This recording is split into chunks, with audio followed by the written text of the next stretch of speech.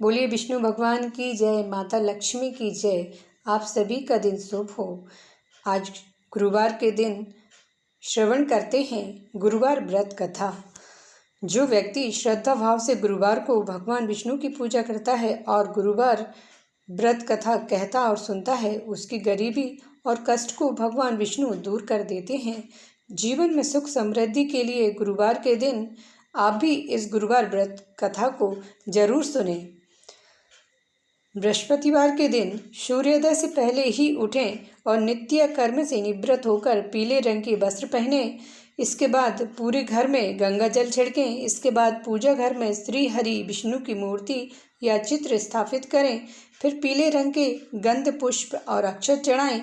इसके बाद चना गुड़ और मुनक्का चढ़ाकर विधि विधान से पूजन शुरू करें। इसके बाद विष्णु चालीसा करें और मंत्र जाप करें। इसके बाद व्रत कथा पढ़ें या सुनें। इसके बाद केले के पेड़ में जल चढ़ाएं। प्राचीन समय की बात है, भारतवर्ष में एक राजा राज्य करता था।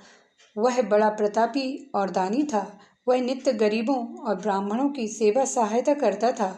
वह प्रतिदिन मंदिर में भगवान दर्शन करने जाता था, लेकिन यह बात उसकी रानी को अच्छी नहीं लगती थी। वह ना ही पूजन करती थी और ना ही दान करने में उसका मन लगता था। एक दिन राजा शिकार खेलने वन को गए हुए थे, तो रानी और दासी महल में अकेली थीं। उसी समय बृहस्पति देव साधु वेश में राजा के महल में भिक्षा के लिए गए और भिक्षा मांगी, तो रानी ने भिक्षा देने से मना कर दिया। रानी ने कहा कि हे साधु महाराज, मैं तो दान पुण्य से तंग आ गई हूँ। इस कार्य के लिए मेरे पतिदेव ही बहुत हैं।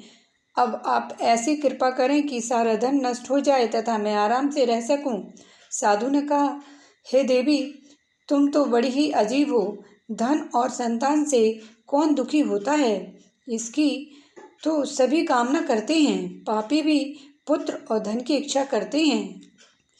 अगर तुम्हारे पास अधिक धन है तो भूखे मनुष्यों को भोजन कराओ, प्याऊ लगवाओ, ब्राह्मणों को दान दो, कुआं, तालाब, बावड़ी, बाग बगीचे आदि का निर्माण कराओ, मंदिर, पाठशाला, धर्मशाला बनवाकर दान दो, निर्धनों की कुंवारी कन्याओं का विवाह कराओ, साथ ही यज्ञ आदि कर्म करो, अपने धन को शुभ कार्यों में खर्च करो।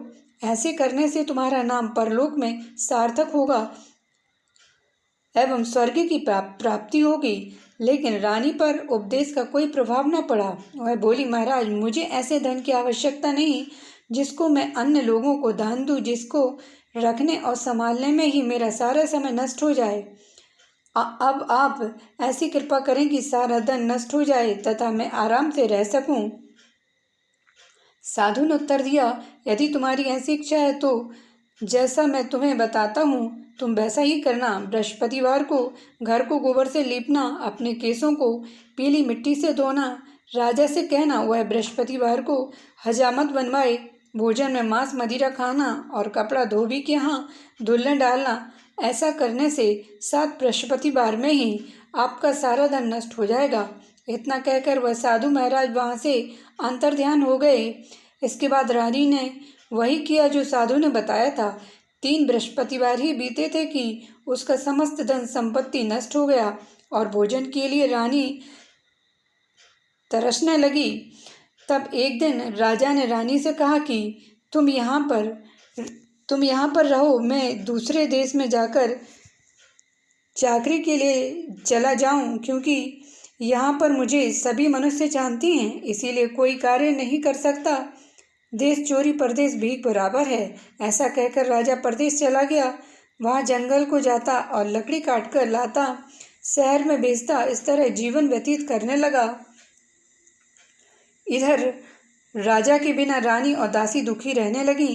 किसी दिन भोजन मिलता और किसी दिन जल पीकर ही रह जाती।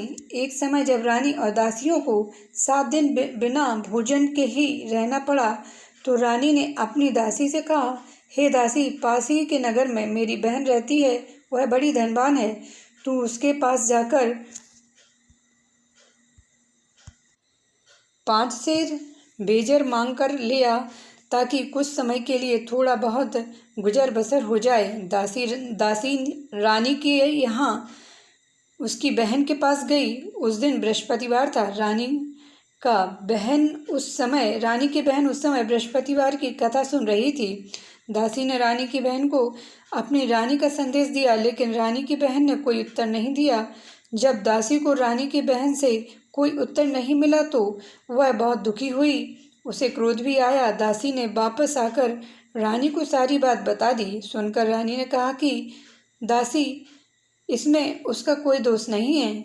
जब बुरे दिन आते हैं तब कोई सहारा नहीं, अच्छे बुरे का पता विपत्ति में ही लगता है। जो ईश्वर की इच्छा होगी वही होगा। यह सब हमारे भाग्य का दोष है। यह सब कहकर रानी ने अपने भाग्य को कोसा। उधर रानी की बहन ने सोचा कि मेरी बहन की दासी आई थी, लेकिन मैं उससे नहीं बोली, इससे वह बहुत दुखी हुई होगी। कथा सुनकर और पूजन समाप्त कर वह अपनी बहन के घर गई और कहने लगी, हे बहन, मैं बृहस्पतिवार का व्रत कर रही थी। तुम्हारी दासी गई, लेकिन जब तक कथा होती है तब तक ना उठते हैं और ना बोलते हैं, इसीलिए मैं नहीं बोली। कहो दासी, क्यों गई थी? रानी बोली, हमारे घर अनाज नहीं था। ऐसा कहते कहते रानी की आंखें भर आईं। उसने दासियों समेत 7 दिन तक भूखा रहने की बात भी अपनी बहन को बता दी। इसीलिए मैंने दासी को तुम्हारे पास 5 सेर भेजर लेने के लिए भेजा था। रानी की बहन बोली, बहन देखो, बृहस्पति देव सबकी मनोकामना पूर्ण करते हैं। देखो, शायद तुम्हारे घर में अनाज रखा हो। पहले तो रानी को विश्वास नहीं हुआ, परंतु बहन के आग्रह करने पर उसने दासी को अंदर भेजा। दासी घर के अंदर गई तो वहाँ पर उसे एक बड़ा भेजर से भरा मिल गया। उसे बड़ी हैरानी हुई। उसने बाहर आकर रानी को बताया। दासी रानी से कहने लगी, हे रानी, जब हमको भोजन नहीं मिलता तो हम व्रत ही तो करते हैं, इसीलिए क्यों ना इनसे व्रत और कथा की विधि पूछ ली जाए। हम भी व्रत किया करेंगे। दासी के कहने पर रानी ने अपनी बहन से बृहस्पति देव के बारे में पूछा। उसकी बहन ने बताया, बृहस्पतिवार के दिन व्रत में चने की दाल, गुड़ और मुनक्का से विष्णु भगवान का केले के वृक्ष की जड़ में पूजन करें तथा दीपक जलाएं और कथा सुने। उस दिन एक ही समय भोजन करें। भोजन में पीले खाद्य पदार्थ का सेवन जरूर करें, इससे गुरु भगवान प्रसन्न होते हैं, अन्य पुत्र और धन का वरदान देते हैं, साथ ही सभी मनोकामनाएं पूर्ण करते हैं। व्रत और पूजन की विधि बताकर रानी की बहन अपने घर वापस लौट आई।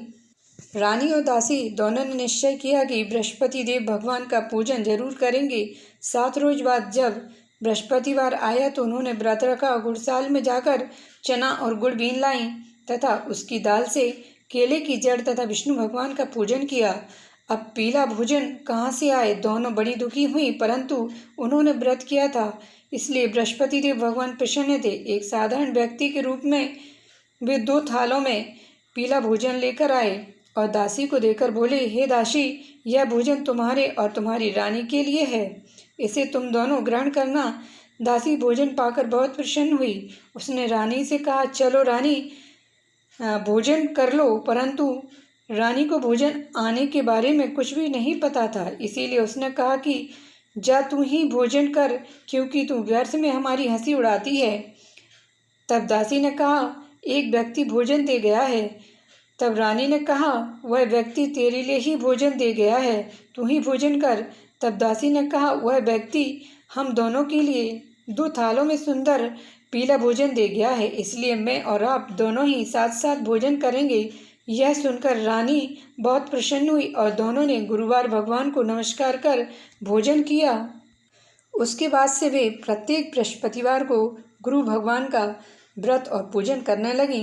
बृहस्पति देव भगवान की कृपा से उनके पास धन हो गया, लेकिन रानी फिर पहले की तरह आलस्य करने लगी। तब दासी बोली, देखो रानी, तुम पहले भी इस प्रकार आलस्य करती थी, तुम्हें धन के रखने में कष्ट होता था, इस कारण सभी धन नष्ट हो गया। अब गुरु भगवान की कृपा से धन मिला है तो फिर तुम्हें आलस्य होता है। बड़ी मुसीबतों के बाद हमने यह धन पाया है, इसीलिए हमें दान पुण्य करना चाहिए। अब तुम भूखे मनुष्यों को भोजन कराओ, प्याऊ लगवाओ, ब्राह्मणों को दान दो, कुआं, तालाब, बावड़ी और बाग बगीचे आदि का निर्माण कराओ, मंदिर, पाठशाला और धर्मशाला बनवा कर दान दो। निर्धनों की कुंवारी कन्याओं का विवाह कराओ, साथ ही यज्ञ आदि कर्म करो।